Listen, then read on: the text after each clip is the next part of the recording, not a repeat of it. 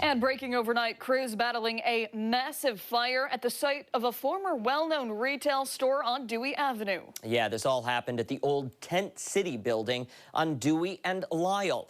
And that's where we find 13 WHAM's Chris Lopez for us this morning with a look at just what's left today. Hey, Chris.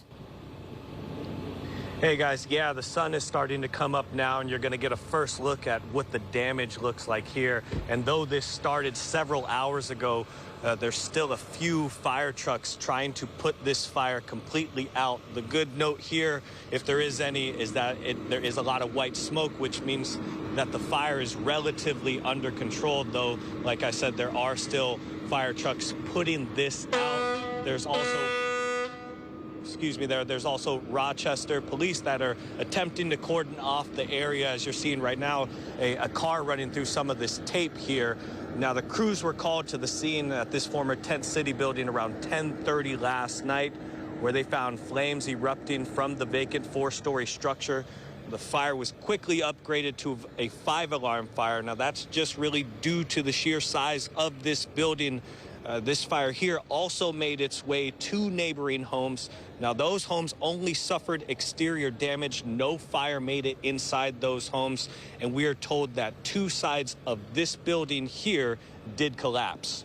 It was heavy fire when we arrived. We made an attempt to make entry, but because of the fire, we couldn't. Right now, we know that it was under construction and occupied. Earlier this year, Rochester City Council did approve a multi-million-dollar project to turn this building into apartment homes, affordable apartment homes for veterans and their families. I'm sure news about that is going to come in the next few days, and we will keep you updated on that on 13 WHAM. We're also told no injuries have been reported, though we were also told that a firefighter was being checked out for dizziness, and the cause of this fire is still under investigation.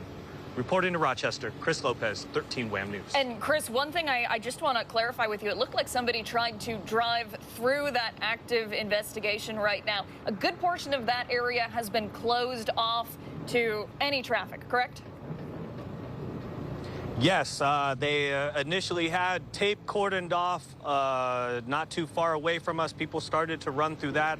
I'd imagine because of how dark it was, people were probably had their eyes on the fire and how much emergency vehicles were here and were running through that tape. They took that tape down, as you're looking at right now. And there's also a cordoned off portion, which you just saw, that people still running through. So I think a lot of people have their eyes on that structure, the fire, as well as much emergency vehicles as there is on the scene right now, and weren't looking at that tape. So that's probably what you guys saw behind me.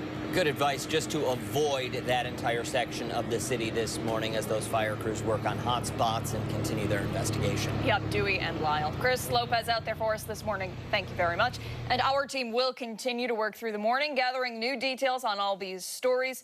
We'll bring you updates on air and, as always, on 13wham.com.